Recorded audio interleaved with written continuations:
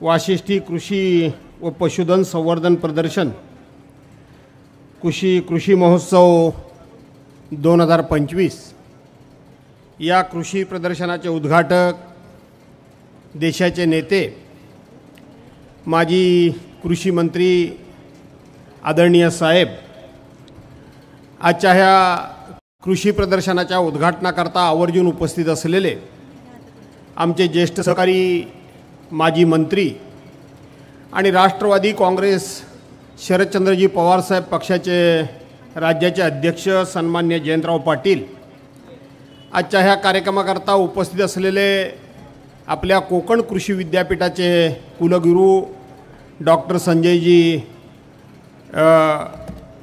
भावे आणि आजचं आमचे व्यासपीठावरील सर्व असलेली मान्यवर मंडळी, पत्रकार मित्र, बांधवांनो, भगिनींनो आणि सहकारी मित्रांनो, माझे तरुण सहकारी श्रीयुत प्रशांतजी यादव यांनी गेल्या वर्षी या कृषी प्रदर्शनाला सुरुवात केली.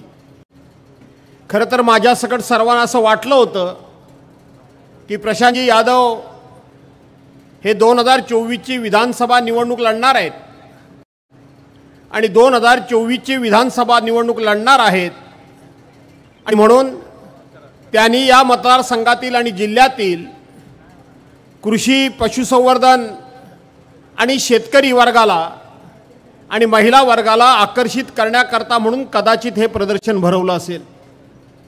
अतिशय उत्कृष्ट असं ते प्रदर्शन झालं. मी स्वतः हजर होतो.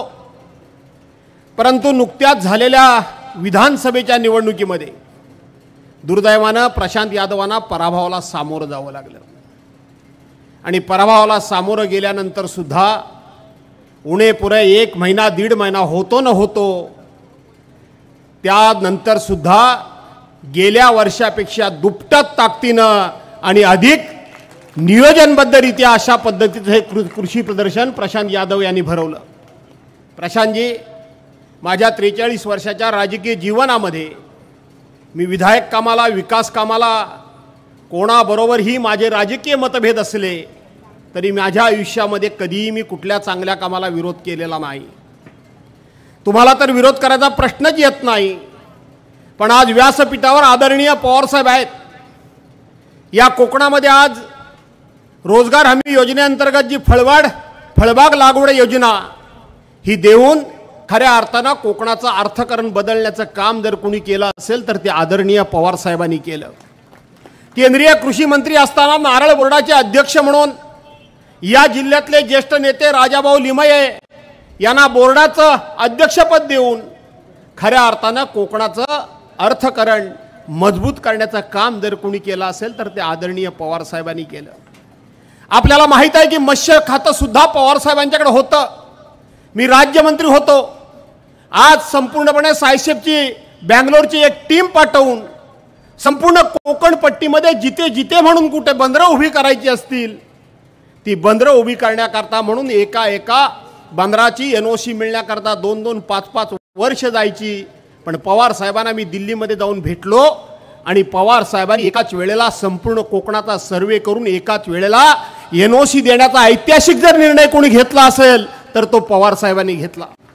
मला आठवतो तो दिवस 26 फेब्रुवारी 2010 रोजी या देशामधल्या सगळ्यात मोठं कृषी प्रदर्शन आंध्र प्रदेशच्या नंतर जर महाराष्ट्रामध्ये BKC मध्ये कोणी घेण्यामध्ये जर आम्हाला मार्गदर्शन केलं असेल आणि स्वतः जातीनिशी असून हजर राहून आज कोकणातल्या 720 किलोमीटरच्या बाजूला राहणारा संपूर्ण जो कोळी समाज आहे, खारवी समाज आहे, मासेमारी करणारा समाज आहे, त्याच्या पिढ्यानं पिढ्या त्याच्या घराखालच्या जमिनी ह्या त्याच्या नावावर कधीच झाल्या नव्हत्या.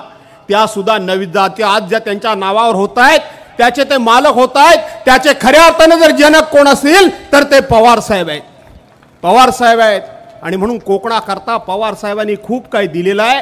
त्यांच्या मार्गदर्शनाखाली प्रशांतजी तुम्ही काम करताय. आज काही लोक पवार साहेब विचारतात, या देशाचे पंतप्रधान कैलासवासी मनमोहन सिंगांचं नुकतंच निधन झालं. पवार साहेबांनी 10 वर्ष कृषी मंत्री म्हणून या देशाकरता काय केलं म्हणून जो प्रश्न विचारतात आणि आज मोफत धान्य आम्ही दिलं म्हणून काही मंडळी सांगते. पण तो खऱ्या अर्थानं सिक्युरिटी फूड ॲक्ट जर कुणी आणला असेल तर तो आदरणीय पवार साहेबांनी आणला आणि ह्या देशातल्या शेतकऱ्यांचं 73,000 कोटी रुपये कर्ज हे पवार साहेबांनी केलं। आणि म्हणून त्याच पार्श्वभूमीवर प्रशांतजी तुम्ही तुमच्या या डेअरीचा अहवाल मांडत होतात, मी तुमच्याकडे अक्षरशः एकटक बघत होतो। मला आनंद वाटतो, तुम्हालाही आठवत असेल की परवांच्या झालेल्या अधिवेशनमध्ये मी आपल्या या वाशिष्ठी डेअरीचा नावानिशी उल्लेख करून ज्या पद्धतीनं या महाराष्ट्रातल्या दूध उत्पादक शेतकऱ्यांना पर लिटर 10 रुपये मिळणार आहेत, त्या पद्धतीनं सुद्धा कोकणातल्या वाशिष्ठी डेअरीमध्ये दूध पोहोचवणाऱ्या शेतकऱ्यांना सुद्धा 10 रुपये मिळाले पाहिजेत हा आग्रह आपण धरलाय। आणि मी तुम्हाला शब्द देतो की कायद्यामध्ये काही वाटेल ती त्या ठिकाणी दुरुस्ती करावी लागली तरी हरकत नाही, पण ते पैसे तुम्हाला आम्ही मिळवून दिल्याशिवाय गप्प बसणार नाही, कारण ते पैसे तुम्हाला मिळणार नाही आहेत, ते शेतकऱ्यांना मिळणार आहेत। आणि म्हणून तुम्हाला जी जी लागेल ती मदत आम्ही या ठिकाणी करणार आहोत। अशाच पद्धतीने पुढे चालत राहा। आयुष्यामध्ये चढ उतार येत असतात, हार जीत येत असतात। तुमचं वय तर अवघं 50 वर्ष आहे, 50 वर्ष आता पूर्ण झालेली आहेत। आदरणीय पवार साहेबांच्या वर्षाचा उल्लेख केला तर ते मी बाजूला बसल्यावर मला एक तडाखा देतील, ते आता तडाखा देतील। आज त्यांच्याकडे बघा, तसा विचार केला तर माझं सुद्धा 68 वर्ष वय आहे, मला तुम्हाला आशीर्वाद देण्याचा पुरेपूर हक्क आहे। आणि म्हणून तुमच्या ह्या प्रदर्शनाला 5 दिवस पुढचे तर मी रोज येणारच आहे, पण इथं साहेबांनी सांगितलं की तुम्हाला शुभेच्छा देण्याकरता तुमच्या वाढदिवसाच्या निमित्तानं तुम्हाला शुभेच्छा देतो। पण त्याचबरोबर पवार साहेबांनी जे जे उपक्रम कोकणात करता म्हणून राबवले ते शेतकऱ्यांकरता म्हणून राबवण्याकरता मी तुमच्या पाठीमागे उभा आहे। तुम्ही पुढाकार घ्या, निश्चितपणे या कोकणातील लोकांच्या जीवनामध्ये आपण आमूलाग्र बदल आणू। काही नाराज व्हायचं कारण नाही, लाडक्या बहिणी दुसऱ्या तिसऱ्या कोणाच्या नाही, त्या तुमच्याच आहेत, एवढंच फक्त सांगतो। आणि आपल्या सर्वांची या प्रदर्शनाला शुभेच्छा देऊन, तुम्हाला वाढदिवसाला शुभेच्छा देऊन, आदरणीय पवार साहेब अवघ्या 1.5 ते 2 महिन्यामध्ये चिपळूणमध्ये या ठिकाणी आले, याच्यातूनच तुम्हाला त्यांचं पाठबळ किती आहे, तुमचे आशीर्वाद किती आहेत आणि कोकणावर त्यांचं किती प्रेम